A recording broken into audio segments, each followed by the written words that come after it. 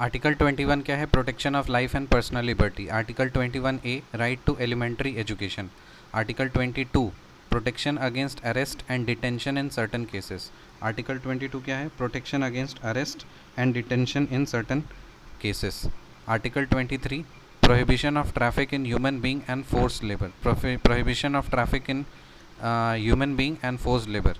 और 24 क्या है? Prohibition of employment of children in factories.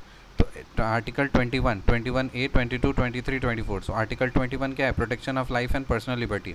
Article 21A है right to elementary education. Article 22 है protection against arrest and detention in certain cases. और article 23 है prohibition of traffic in human being and forced labour. Article 24 है prohibition of employment of children in factories etcetera. Article 21 protection of life and personal liberty. Article 21A right to elementary education. Article 22 protection against arrest and detention in certain cases. 23 prohibition of traffic in human being and forced labor. Article 24 prohibition of employment of children in factories etc. Highest laws officers in the country. Attorney General, highest law officer in the country. Highest होगा ये. Highest law officer पूरे देश का highest law officer कौन है? Attorney General.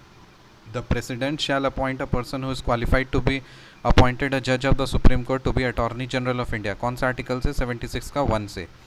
It shall be the duty of Attorney General to give advice to the Government of India upon such legal matters and to perform such other duties of a legal character as may from time to time be referred or assigned to him by the President.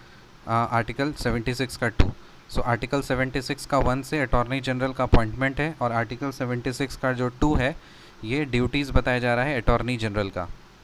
In performance of his duties attorney general shall have the right of audience in all courts in the territory of India. So article फिर duty उसको assign हो गया, उसके बाद फिर क्या करेगा? ये ऑडियंस बन जाएगा सारे कोर्ट में जा करके. तो आर्टिकल 76 का 3 और उसके बाद फिर attorney general shall hold office during the pleasure of the president and shall receive remuneration as such as the president may determine the conduct of business. तो आर्टिकल 76 का 4 से उसका सैलरी डिसाइड किया जाएगा और उसका टर्म डिसाइड किया जाएगा. फिर attorney general has the right to take part in the proceedings of both the houses of the parliament और to their joint sitting but without a right to vote.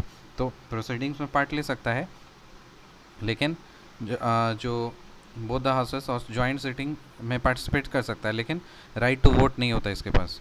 Attorney general enjoys all the privileges and immunities that are available to MP. So एक MP को जो privileges और immunities दी जाती है वो सारा चीज़ attorney general enjoy करता है. अकॉर्डिंग टू आर्टिकल 165 का 1 governor of each state shall appoint a person who is qualified to be appointed as a जज of the high court to be advocate general for the state. तो union के लिए attorney general होता है और state के लिए advocate general होता है. He advises the state government on the legal matters. He shall hold office as per the pleasure of the governor. कौन सा आर्टिकल से? आर्टिकल्स 165 का 1 और according to which article there shall be a controller and auditor general of India who shall be appointed by the president and shall only be removed from the office in manner or on the grounds of a judge of the supreme court. जो CAG होता है ना उसको कैसे remove कर सकते हैं? जैसे जज ऑफ सुप्रीम कोर्ट को रिमूव किया जाता है वैसे ही कैग को रिमूव किया जाता है. तो कौन से आर्टिकल से? आर्टिकल 148 का 1 से. रिकैप कर लेते हैं. Article 21 protection of life and personal liberty. Article 21A right to elementary education. Article 22 protection against arrest and detention in certain cases. Article 23 prohibition of traffic in human being and forced labor. Article 24 prohibition of employment of children in factories etc. Highest law officer in the country Attorney General.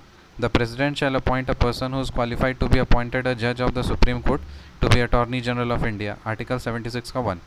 It shall be the duty of the Attorney General to give advice to the Government of India upon such legal matters and to perform such other duties of a legal character as may from time to time be referred or assigned to him by the President. Article 76 का 2.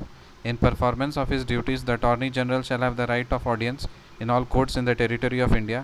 76 का 3. Attorney General shall hold office during the pleasure of the President and shall receive such remuneration as the President may determine the conduct of government business. Article 76 का 4. Attorney General has the right to take part in the proceedings of both the houses of the Parliament or their joint sitting but without a right to vote. Attorney General enjoys all the privileges and immunities that are available to MP. According to Article 165 का 1, the Governor of each state shall appoint a person who is qualified to be appointed a judge of a high court to be Advocate General for the state. He advises the state government on the legal matters. He shall hold office as per the pleasure of the governor. According to which article there shall be a CAG, who shall be appointed by the president and shall only be removed from office in manner or on the grounds as a judge of the Supreme Court. So अब कौन सा article 148 का 1. See you in the next lecture. Till then, bye.